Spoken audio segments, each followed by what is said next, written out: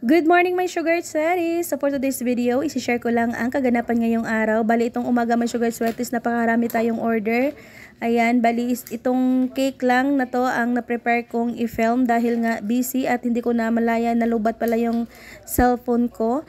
Bali ito lang ang ma-share ko sa inyo my sugar sweaties, ang isang tier na minimalist cake. Ayan, bali nag-request sa atin si client na parang may pagkakulay rose gold ata siya pero hindi ko na-reach yan. Pero okay na rin dahil nga may pagka-pink rin naman. So, hindi naman nag-complain si client sa atin. Ayan. Bali, ang ginagawa ko dito, my sugar sweaties, ay kumuha tayo dito ng chocolate cake na 8 by 2.5 na size.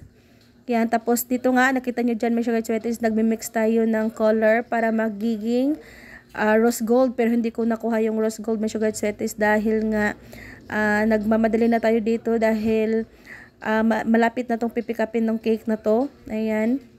Bali yan, naka light pink lang siya my sugar sweaties kahit nilagyan ko na ng konting drop ng blue. Yan, pero okay na rin yan my sugar sweaties. Nakuha ko rin naman yung kanyang design. Tapos napakadali na design lang my sugar sweaties. Yan, ginamitan ko lang ng maliit na spatula para makuha ko yung design niya sa gilid. Tapos nilagyan ko lang ng konting drop ng kulay dyan sa gitna dahil yun po ang kanyang design. Yan.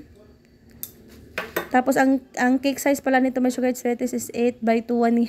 Tapos gumagamit lang ako dito ng cake board na 10 inches. Tapos ganyan lang siya kadali my sugar sweaties. So yun na, natapos na siya. Tapos sinulatan ko na dyan sa gitna.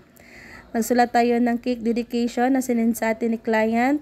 Tapos ang ginawa ko dito my sugar sweaties, yung nasa design niya is plain white lang yung pinangsulat niya dito sa gitna, pero ang ginagawa ko para makita ang sulat, ginawa ko siyang light yellow.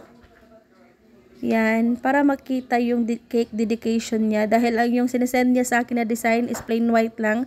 Hindi masyadong maklaro yung kanyang sulat or hindi mabasa.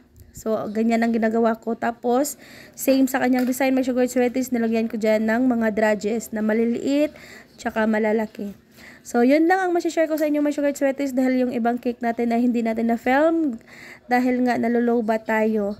So, hindi ko na malayan sa kabisi dyan, my sugar sweaties.